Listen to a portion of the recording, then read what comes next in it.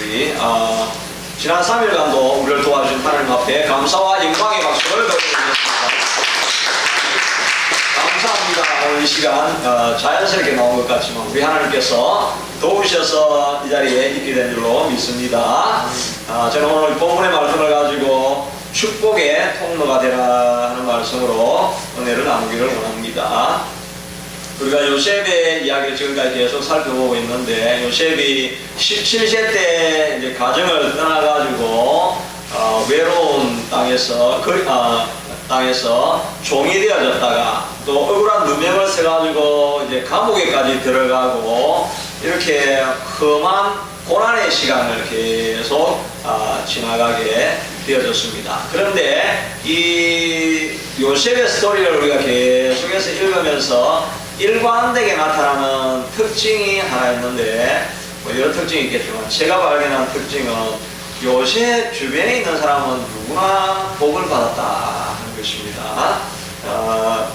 맨 먼저 보디발의 집안에도 보면 요셉이 들어가니까 그 집이 형통해집니다. 우리가 창세기 39장 5절에 보니까 여호와께서 요셉을 위하여 그 애굽 사람의 집에 복을 내림으로 여호와의 복이 그의 집과 밭에 있는 모든 소유에게 미쳤다. 그러니까 요셉 한 사람이 보디발 집안에 들어감으로 말미암아서 그 집과 밭과 모든 소유가 큰 복을 누리게 되어진 것입니다. 그리고 감옥에 들어갔을 때에도 축복을 많이 했다 이런 말은 없지만 하여튼 간수가 자기 일거리가 없는 것입니다. 다 요셉이 맡겨놓으면 자기보다 더 정확하게 더 잘하니까 자기는 정말 이렇게 그냥 굴러 들어온 떡을 먹는 거죠. 자기 일 안 해도 되니까.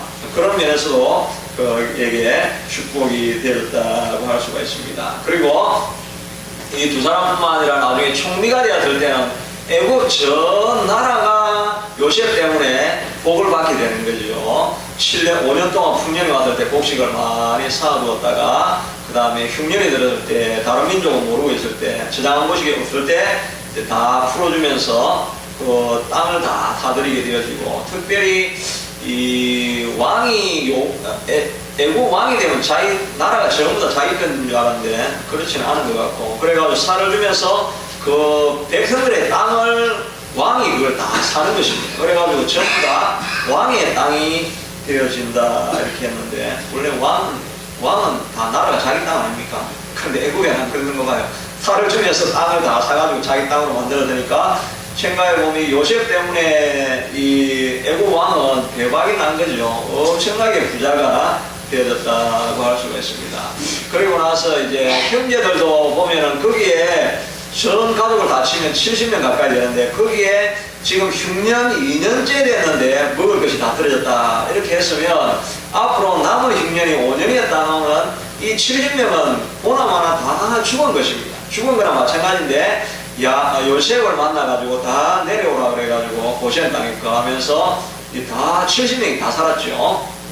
그리고 이제 마지막 아버지도 자기가 인생을 참 흰머리가 스올에 내려가는 그 비참한 인생으로 마실 뻔했는데 이 요셉이 살았다고 하면서 이 애굽 왕이 보내준 마차를 타고 애굽으로 와가지고 금이 한양하는 것처럼 그렇게 돌아오니까 오늘 45장 28절 저 뒤에 보면 이스라엘이 이르되 조카도다. 자기 인생에 만족이 없는 줄 알았는데 맨 마지막 자기의 그 고백이 내 인생이 아들 요셉 때문에 조카도다, 만족하도다 이렇게 인생을 마치게 되어진 것입니다. 이 요셉 한 사람 때문에 주변에 있는 모든 사람들이 다 형통한 복을 누리게 되어졌다는 것입니다. 요셉은 고난의 통로를 막 지나가는데 그 주변에 있는 사람들은 다 복을 받게 되었다는 것입니다. 여러분의 인생을 돌아보면 지금까지 돌아오면서 여러분 때문에 복 받는 사람이 얼마나 됩니까? 그거 잘 카운트 해보세요. 여러분 때문에 복 받는 사람은 자녀들이 복을 다 받았겠죠. 근데 주변에 있는 사람들이 저 사람 때문에 우리 가게가 잘 되고 저 사람 때문에 여기 있는 이 땅이 복을 받았다 이런 사람들이 주변에 이렇게 다 있어야 됩니다. 근데 그게 원래가 우리가 그렇게 돼야 되는 것입니다. 왜냐하면 아브라함에게 하나님께서 약속하시기를 너는 복의 근원이 될 것이다. I will make you a blessing. 그래가지고 요즘 번역은 너는 복이다 이렇게 번역했지만 복의 근원이다. 그게 더 좋은 표현인 것 같아요. 너는 I will make you a blessing 이랬으니까 아브라함뿐만 아니라 아브라함 자손은 다 어디를 가든지 여러분 블레싱인 줄로 믿으시길 바랍니다. 나는 어디를 가든지 그냥 구워나온 보리자루야. 나는 뭐 내가 뭐 이렇게 컨트리뷰트 하는 게 뭐가 있어. 나는 뭐 아무짝에 쓸모없어. 이렇게 하면 그거는 꼭 사단이 주는 소리입니다. 지금 사단이 여러분 돌아가실 때까지 99세가 돼도 아무것도 안 하고 있어도 이제 나는 할 일도 없고 내가 한번 살았으면 이렇게 생각하면 안 되고 그때도 I am a blessing 이렇게 이제 자손들한테 이야기를 꼭 해야 됩니다. 자손들이 뭐 무시를 해도 야, you must know I am a blessing of you. 내가 너의 blessing이다. 이걸 믿으라고 우리가 자꾸 선언해야 돼. 이거 바로 하나님의 약속의 말씀이기 때문에 우리는 blessing이라는 이런 자존감을 꼭 가져야 된다는 것입니다. 그런데 왜 우리 주변에 이런 나로 말미암는 축복이 안 일어나는가? 그거는 바로 죄와 사단의 역사 때문에 그런 역사가 안 일어나게 된다는 것입니다. 그러니까 이 내가 블레싱이 안 되게 막는 건 우리가 어떻게 해야 되겠습니까? 싸워서 물리치고 이겨내야 된다는 것입니다. 오늘 찬송인 것처럼 십자가 든든히 붙잡고 날마다 이기며 나가시길 바랍니다. 세상과 환경이 여러분을 자꾸 눌러가지고 너는 블레싱은 고사하고 너는 curse다 이렇게 사단이 자꾸 이야기할 때 나는 하나님이 힘주시면 하나님의 블레싱이 되어서 나로 말미암아 모든 민족이 복을 받을 것이다. 우리 온 세상 교회도 비록 적고 연약한 것 같지만 하나님께서 우리를 빛이 되게 하셔서 영광이 드러나게 하실 것이고 세상에 축복이 되게 하실 것이다. 이 큰 마음을 가지시길 바랍니다. 우리 교회가 작다고 저쪽에 있는 저 큰 교회들 와 저쪽에 있는 사람들 좋겠다 이렇게 생각하지 말고 여기에 하나님이 임재하시기 때문에 우리 교회보다 더 좋은 교회가 없다. 두고 보라. 3년만 있으면 천지가 바뀌어질 것이다. 여러분 주변의 사람들에게 이렇게 자꾸 이야기를 하세요. 입에 내 말이 들린 대로 하시겠다 이렇게 하시기 때문에 강남에서 아니고 우리가 뭐 이렇게 나이 든 사람들 모이고 뭐 하긴 나이를 하늘에서 그래 그러면 말한 대로 해줄게 그래 하실 것입니다. 그러나 하나님이 함께 하시면 토론토에서 가장 파워풀하고 뭐 사이즈를 떠나서 가장 영향력 있고 하나님을 기쁘시게 하는 교회를 우리 꼭 될 수 있다. 이거를 우리가 선언하는 것이 하나님의 말씀대로 하는 것인 것입니다. 그런데 우리에게 살면서 그러면 요셉이 어떤 일을 했기 때문에 블레싱이 주변에 있는 사람들이 블레싱을 받게 되었는가? 첫째는 절대 불평불만하지 않았다는 것을 알 수가 있습니다. 이 고난의 오랜 길을 건너왔잖아요. 근데 거기에 어디에도 이렇게 섭섭함이 묻어 있다든지 불평불만이 묻어 있다든지 또 짜증이 묻어 있다든지 뭐 이런 내용이 전혀 이렇게 없는 것을 볼 수 있습니다. 마음이 아주 깨끗한 것을 볼 수가 있다는 것입니다. 왜 이 요셉의 안에는 이 고난 가운데서도 구겨짐이나 어두움이나 이런 게 없었을까? 나중에 뒤에 나오지만 이 요셉은 참 눈물을 많은 사람이었는데 왜 그렇게 되었을까 하는 것을 생각해 보면 이 요셉은 문제를 해석할 수 있는 능력이 있었다는 것입니다. 이 문제는 왜 이렇게 일이 일어났는가 하면은 우리 형님 때문에 우리 가족 때문에 우리 아버지가 편애를 해가지고 이렇게 해석을 한 것이 아니라 이 뒤에는 하나님의 손이 분명히 있다. 이걸 확신한 것입니다. 오늘 읽었던 5절에 보니까 나를 팔았다고 형님 근심하지 마세요. 한탄하지도 마세요. 하나님이 생명을 구원하시고 하려고 나를 당신보다 먼저 보냈습니다. 하나님이 보낸 거지 형님 팔은 게 아닙니다. 절대 걱정하지 마세요. 7절에도 보니까 큰 구원으로 당신의 생명을 보존하시려고 하나님이 또 보존하고 당신들의 구성원을 세상에 두시려고 하나님이 당신들보다 먼저 나를 보냈습니다. 이렇게 해가지고 먼저 와가지고 우리 자손 형님들의 자손이 계속 세상에서 이름을 남길 수 있게 하려고 하다 보니까 제가 여기에 달려서 건너오게 된 것입니다. 이렇게 문제를 해석할 수 있는 마음이 있었다는 것입니다. 일어난 사건에 대해서 그 뒤에 하나님의 역사가 있어서 이렇게 되어졌다. 이 마음이 있으니까 어디를 가든지 하나님이 불러서 왔다는 이 마음이 있어야 된다 하는 것입니다. 그러니까 우리가 어디에 어떤 환경 어떤 상황에 처하든지 간에 왜 이렇게 나는 운이 없어서 이렇게 되나, 이게 아니라 하나님이 이 상황 속에서 나를 불러서 여기 왔다, 이 마음을 우리가 늘 가져야 된다 하는 것입니다. 오늘 우리가 새벽 예배 때 했던 말씀이죠. 요즘 새벽 예배 저기 유튜브를 이렇게 하면 자주 보십니까? 누가 오는지 모르겠는데, 하여튼 오늘도 그 본문에 있는 말씀 보니까 이 스데반의 핍박이 막 일어나가지고 사람들이 다 쫓겨가지고 도망을 갔는데, 가다가 베니게도 가고 구브로도 가고 또 구레네도 가고 이렇게 하다가 안디오까지 올라갔습니다. 그래서 그 보면 흩어진 존재들, 쫓겨간 존재들이라고 이렇게 되어져 있었습니다. 그렇게 하니까 처음에는 이 안디오로 간 사람이 아이고 이게 지금 핍박이 나가지고 도망가가지고 우리 이제 고향도 잃어버리고 이런 마음으로 있었지만, 그러나 하나님의 뜻은 뭐라고 했습니까? 사도행전 1장 8절에 있는 것처럼 땅끝까지 복음을 전해야 되는데 복음을 안 전하고 예루살렘에만 모여 있으니까 하나님의 뜻을 이루려고 하면 이 사람을 흩어야 되겠죠. 그래가지고 자기가 간 곳이 안디옥이었다 하는 것입니다. 처음에는 내가 왜 여기 왔나 이렇게 하다가 나중에 생각해 보니까 이거 하나님의 우리를 이 세계 선교를 위한 전진 기지로 우리를 삼기 위해서 우리를 여기에 파송했구나, 이런 생각을 하니까 우리가 미셔너리로 여기 왔구나. 그러니까 사명감을 딱 발견하니까 사람들이 그 안디옥이라는 큰 대도시 안에서 사람들에게 복음을 전가하면서 굳건한 교회를 세워가지고 거기에서 사도 바울이 파송이 되어져가지고 세계 선교가 이루어지는 터가 되어졌다 하는 것입니다. 또 동일한 사건을 보고 이거 내가 쫓겨났다 이렇게 할 수 있고, 아니면 하나님 나를 불렀다라고 생각을 하면 하나님의 사명을 발견하면 우리가 큰 일을 감당할 수 있게 되는 것이죠. 그래서 오늘 아침에 이야기했던 것처럼 우리가 이민 땅을 이렇게 온 것은 먹고 살려고 이렇게 온 것까지 보이지만 그거는 이제 부차적인 일이었고, 원래 하나님의 계획은 이 땅으로 보내가지고 하나님께서 우리를 통해가지고 교회를 세우려고 하는 이 사명을 가지고 우리를 특별히 여기 보냈다, 이렇게 해석을 하시기 바랍니다. 그렇게 하는 게 좀 1차적인, primary, 1차적인 여러분의 인생의 목적이 무엇이냐 하니까 토론토에 많은 교회가 있지만 이 온 세상 교회를 세우게 하려고 저 먼 한국에서 이 30년 동안 헤매게 하시다가 이 자리에 하나님께서 오시게 하신 것입니다. 이게 웃는 거는 좋은 건데 비웃으면 안 됩니다.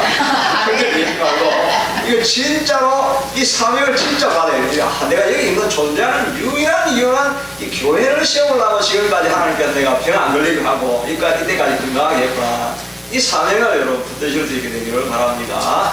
저도 마찬가지로 오늘 새벽에도 이야기했지만 저도 제가 지금 고민하고 있는 이 참 목회자로서의 고민 중에 하나가, 처음에 이제 인터뷰할 때도 제가 장로님하고도 이야기했지만 사실 내가 목회를 하게 된 거는 사명감보다는 환경에 밀려가지고 먹고 살 일이 없어가지고 여기까지 몰려왔습니다.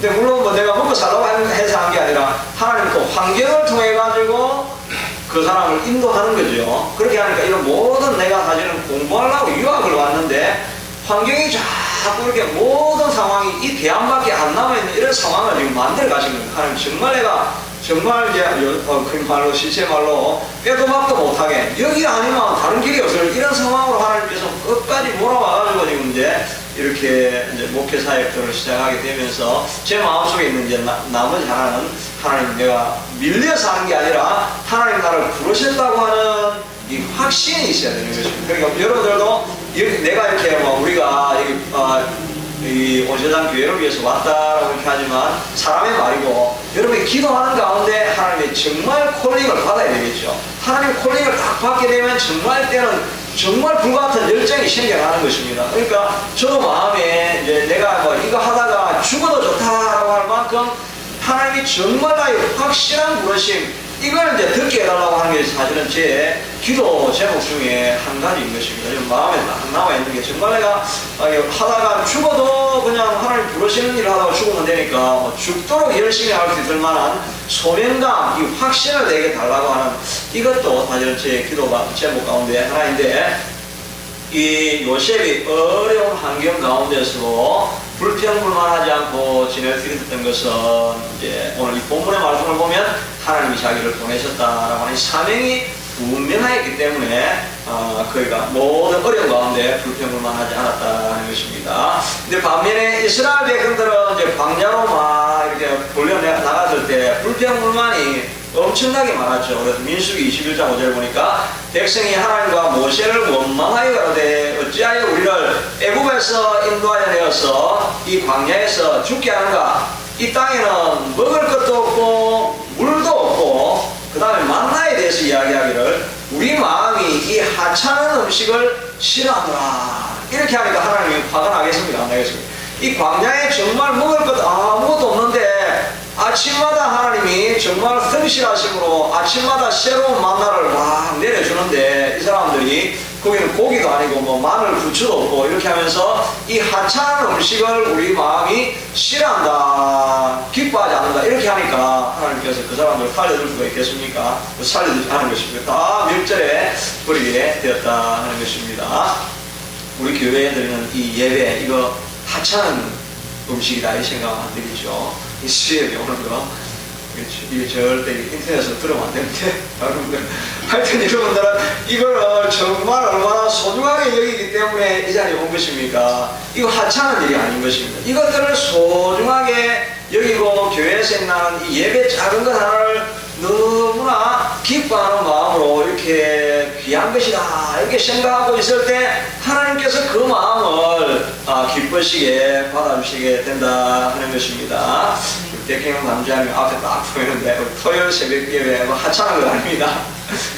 하여튼 이렇게 모든 예배 가운데 우리가 정말 하나님이 하시는 일이 정말 소중한 일이다 이런 마음을 가지고 있을 때 하나님께서 그 사람들을 계속해서 사용해 주시게 된다 하는 것입니다. 또 하나님 앞에서 이제 스룹바벨이 첫 단추를 놓으면서 성전을 이렇게 회복하려고 성전을 지으려고 할 때 이 다림줄을 가지고 처음에 다림줄을 다 이렇게 재고 있으니까 이 뭐 정말 사람도 없고 이런데 이 성을 어떻게 지어갈 것인가. 사람들이 그걸 보면 정말 이렇게 뭐 대도 안 하는 일을 왜 하고 있느냐 이렇게 하는 마음으로 사람들이 말하기를 이 작은 일이라 이 하나님의 첫 다림줄을 놓는 것을 작은 일의 날이라고 멸시하는 자는 누구냐 이렇게 하나님께서 말씀하시고 있다는 것입니다. 아무리 작은 일을 할지라도 하나님께서 그 하나님의 하시면 큰 일을 이룰 수 있는데 그걸 작은 일이라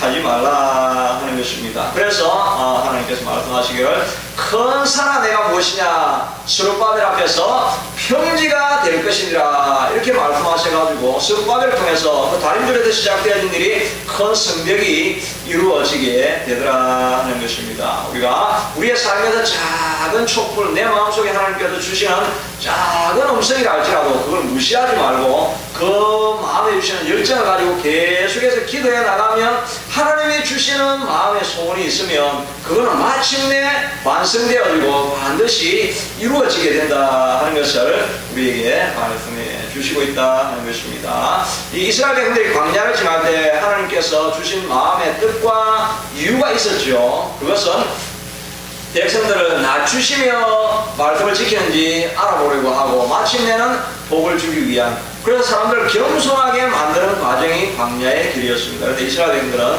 겸손하지 않았죠. 그런데 요셉은 그 과정들을 다 지나고 나면서 점점 겸손해졌습니다. 우리가 생각해보면 17살 때 이 요셉이 철도 없었긴 하지만은 다른 형제들은 다 17살에 이제 뭐 다 큰 애 아닙니까? 특별히 과거에는 이제 뭐 17세 정도 되면 결혼도 해야 되고 이렇게 다 큰 사람인데 다른 사람들은 다 나와가지고 양을 치고 이 소떼를 치면서 일하고 있는데 자기는 앉아가지고 채색옷 입고 아버지하고 같이 있으면 이 미안한 마음이 좀 있어야죠. 그래서 늘 좀 죄송한 마음 이런 마음을 가지고 있어야 되는데 앞에 나와가지고 17세 때 내 꿈이 이런데 다 내일이 절할 것입니다 이렇게 하는 거는 상당히 좀 인격이 성숙하지 않았던 모습이라고 이렇게 우리 생각할 수가 있겠죠. 그렇게 하는데 이 13년에 고난의 과정을 다 지나고 나니까 총리가 되고 나니까 이스라엘 백성들을 향해서 자기 형들을 향해서 왔을 때 옛날 같았으면 자랑하지 않았겠습니까? 봐라, 내가 총리가 되었다. 나를 무시하더니 너희 꼬라지가 뭐냐? 이런 식으로 비하할 수도 있었는데 전혀 그런 마음이 없습니다. 요셉은 과정들을 광야의 길을 잘 지나가서 마음이 다 겸손하게 되어져 있는 모습을 볼 수가 있다는 것입니다. 그러므로 광야의 길을 지날 때 우리가 겸손한 마음을 늘 갖고 살아야 된다는 것입니다. 이 장석주라고 하는 시인이 시를 하나 썼는데 한국의 그 교보문고 큰 거에다가 큰 벽에다가 이 시구를 이렇게 한국에는 요즘 광고 문구를 이렇게 적어두는 데가 많이 있다고 합니다. 그래서 어떤 교회에서 이제 큰 도로변에 도로변에 큰 이렇게 프랭카드를 적어가지고 거기에 기도할 수 있는데 왜 염려하십니까? 이거는 뭐 서울 시민이 가면 그걸 다 보게 된다고 합니다. 그런 게 있었는데 그 교보문고에 이런 장석주 시인의 시가 이렇게 붙여 있던데 그 시가 대추 하나리라 하는 시 제목입니다. 저게 저절로 붉어질 리는 없다. 저 안에는 태풍 몇 개, 저 안에는 천둥 몇 개, 저 안에는 벼락 몇 개, 저 안에 번개 몇 개가 들어가 있어서 붉게 익히는 것일 게라. 저게 혼자서 둥그러질 리는 없다. 저 안에 무설이 되는 몇 밤, 저 안에 땡볕 두어 달, 저 안에 초성달 몇 날이 들어서서 둥글게 만든 것일 게다. 대추야, 너는 세상과 통하였구나. 이 대추 하나도 이루어지는 것을 이렇게 보면은 이 태풍도 들어가고 천둥도 번개도 또 벼락도 들어가고 많은 고통을 지나가게 되어지고 또 둥글둥글하게 되어지기는 무설이 내리는 밤이 있어야 되고 또 볕만 내리치는 땡볕 있는 날도 있어야 되고 초승달이 있어서 빛이 없는 날도 있어야 되고 많은 과정을 지나고 해가지고 하나의 대추알이 연그러지는 것처럼 하나님께서 우리에게 이런 많은 고난의 과정을 지나가게 만들어서 우리를 하나님 닮은 모습으로 둥글둥글한 모습으로 만들어가게 되는 줄로 믿습니다. 그럼 우리가 고난이 올 때 하나님의 뜻을 구하고 하나님의 인도하심을 기다리는 우리가 될 수 있게 되기를 바랍니다. 둘째는 부르심을 받은 사람은 담대하게 되어진다 하는 것입니다. 왜냐하면 하나님께서 불렀으면 하나님께서 반드시 그 일을 감당할 힘도 꼭 주시는 것입니다. 하나님께서 하게 하셨으면 능력도 반드시 주시는 것입니다. 모세를 불러서 이스라엘의 지도자로 삼았으면 200만을 인도할 수 있는 그 능력과 권능도 이 모세에게 하나님께서 주셨다 하는 것입니다. 그러니까 우리에게 하나님께서 마음을 주시면 사명을 주시면 그걸 감당할 수 없다고 해서 포기해야 될 것이 아니라 하나님께서 그런 마음을 주셨으면 하나님께서 주신 마음이기 때문에 하나님이 감당할 힘도 주셔야 됩니다라고 힘을 달라고 기도해야 된다는 것입니다. 우리가 감당할 수 없는 시험이라고 한다면 하나님께 피할 길을 달라고 구해야 되고 아니면 하나님께서 내 마음에 두신 소원이 생기면 하나님 그 일을 감당할 힘도 주십시오라고 이렇게 기도하며 나아가야 한다 하는 것입니다. 그래서 베드로는 고백하기를 고린도후서 1장에 보면 모든 일 가운데 우리를 위로하실 수 있는 하나님의 권능이 우리와 함께 하셔서 그 모든 일을 감당했다라고 말하고 있는 것입니다. 어려운 일이 생기고 감당할 수 없는 일, 넘어갈 수 없는 일이 생길 때마다 기도하면 하나님께서 알 수 없는 놀라운 위로를 우리에게 부어주시는 것입니다. 그래서 어려움들을 건너가고 넘어갈 수 있게 만들어주신다 하는 것입니다. 그러므로 우리가 어려움이 있을 때 사명을 감당하다 어려움이 있을 때는 하나님 도움을 주십시오 구할 수 있게 되기를 바랍니다. 김태용 선교사라고 하는 이디오피아에서 이제 6년차 선교를 하시는 분이 계시는데 이분이 서울 의대 나와가지고 또 의대 대학원까지 나와가지고 이제 아주 한국의 큰 병원에서 외과 의사로 이렇게 전문의로 있었습니다. 그런데 하나님의 부르심을 받고 이디오피아로 선교사를 가는 것입니다. 그것도 그 대단한 일이죠. 자기가 이제 가장 성공가도 최절정에 있을 때 거기 다 이제 그 학교 교수로라고 하는 이런 오프가 많이 들어왔을 때 그 모든 걸 다 버리고 이디오피아 선교사로 이렇게 가게 되어집니다. 그런데 2년 전에 이제 올해 내가 간증하는 걸 들어보니까 2년 전에 자기에게 이제 파킨슨 병이 찾아온 것입니다. 그래서 참 마음의 원망이 많이 될 거 아닙니까? 정말 자기가 한 거는 모든 거 다 에티오피아로 가가지고 그 사람들을 살리고 있는데 그 선교사에게 축복은 못 줄 망정 이제 불치의 병이 이렇게 걸려버리게 되니까 마음에 큰 낙심이 되어졌겠죠. 그래가지고 한국으로 건너와가지고 진료를 받고 있는데 간증하면서 이런 이야기를 하시더라고요.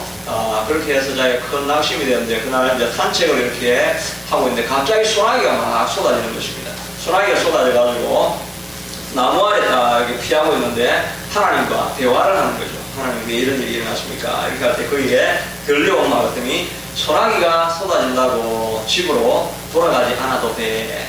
이 말은 소나기는 고난이죠. 고난이 온다고 해서 이 집이라는 건 한국으로 돌아오는 모든 걸 포기하고 집으로 돌아오지 않아도 돼. 에티오피아에 계속 그대로 남아있어도 돼. 이런 내적인 음성이 들려오더라는 것입니다. 그래가지고 이제 병원에 가서 약을 진료를 하려고 어머니하고 같이 갔는데 어머니는 걱정이 되니까 의사 선생님인데 이제 뭐 선교사 다 포기하고 이제 돌아와야 되겠죠. 그렇게 하니까 의사가 그냥 지나가는 듯이 그냥 들려준 말이 이 병은 뭐 약만 계속 먹는 거지 치료는 안 되지만 약만 그냥 먹는 거라니까 그냥 거기 있어도 돼요. 이렇게 이야기를 하더라는 거죠. 그래서 자기는 그게 하나님이 들려주시는 음성이었다 이렇게 하고 또 그와 동시에 자기 와이프는 거기에서 환상을 보면서 거의 비슷한 시점에 환상을 보면서 자기가 예수님 품에 안겨서 그 선교의 길을 계속 즐거운 마음으로 걸어가는 그 환상을 자기가 보게 되어진 것입니다. 그리고 그래서 그 두 사인을 받아들이고 지금은 그 파킨슨 병을 가지고 여전히 에티오피아에서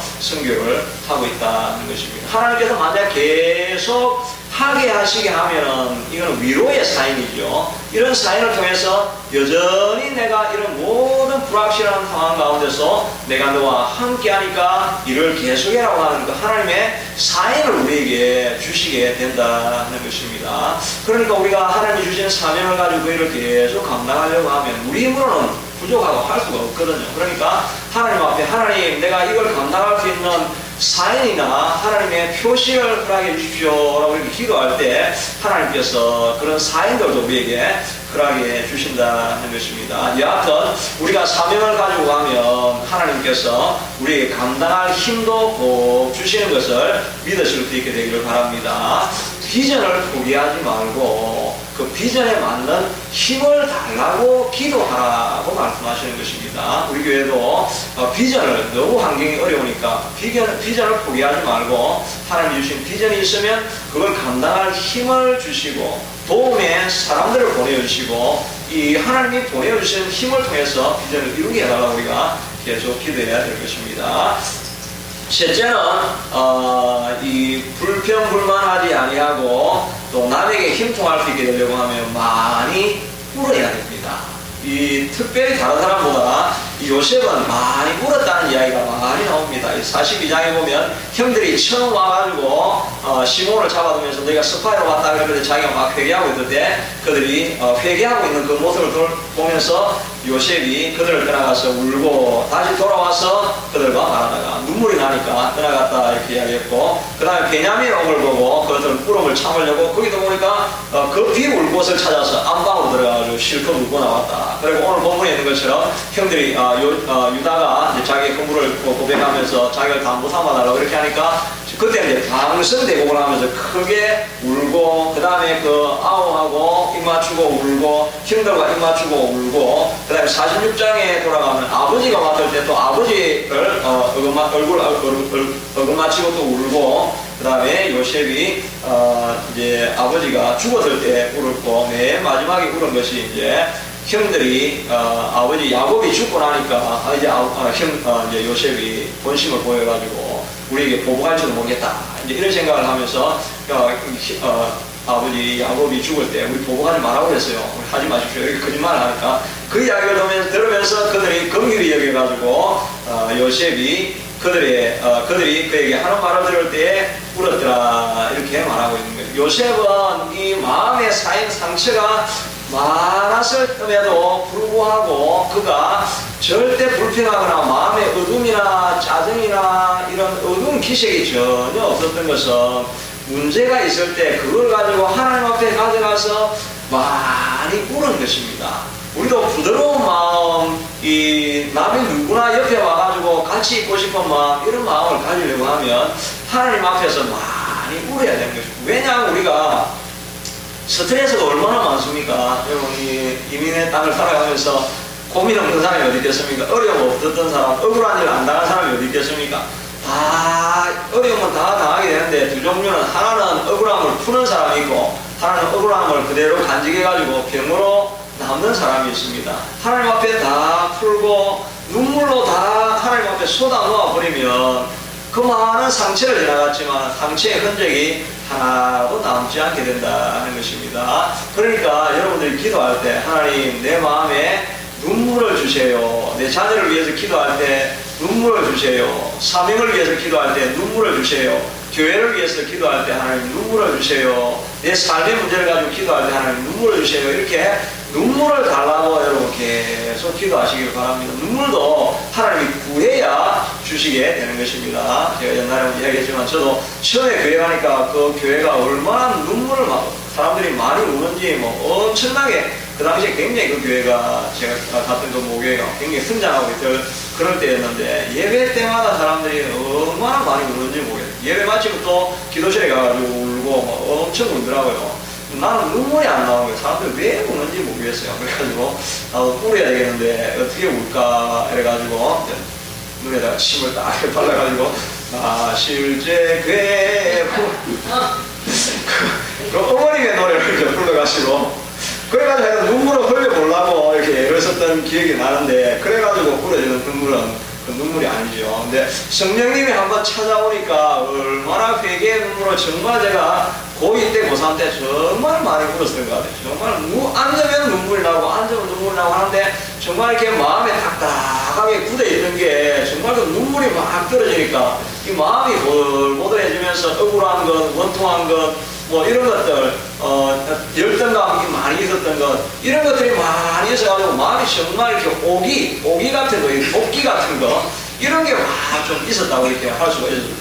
그렇게 했는데 기도할 때 눈물을 자꾸 흘리고 다 토해내니까 이런 복기나 오기 이런 게 다 사라지고 그냥 마음이 부들부들해지면서 주변에 있는 사람들을 다 사랑할 수 있게 되더라는 것입니다. 남을 사랑하게 되니까 결국은 다른 사람들이 같이 그 아기를 기뻐한 사람이 되어가지고 주변에 있는 사람들이 형통하게 되는 이런 역사를 보게 되더라는 것입니다. 그러므로 우리가 기도할 때 하나님 우리에게도 눈물을 주시옵소서 이렇게 기도하시기를 바랍니다. 마지막으로 이렇게 모든 그 형통함이 주변에서 일어나야 되는데 형통함이 일어나지 않게 되는 것은 우리 DNA가 남을 축복하는 것인데 내가 축복하지 못하고 내가 상처를 자꾸 주고 남에게 내가 오히려 해가 자꾸 되고 이렇게 할 때는 사단이 역사하는 것입니다. 그러니까 대적에서 싸워야 되겠죠. 하나님이 이런 걸 부르면서 내 마음에 시기가 일어나는 것, 내 마음에 남을 욕하고 싶은 마음이 일어나는 것, 내 마음에 미움이 일어나는 것, 이 모든 악한 생각은 사단의 생각이니까 예수 이름으로 물러가라 라고 이야기를 우리가 계속 선언을 해야 돼요. 계속 선포해서 하나님의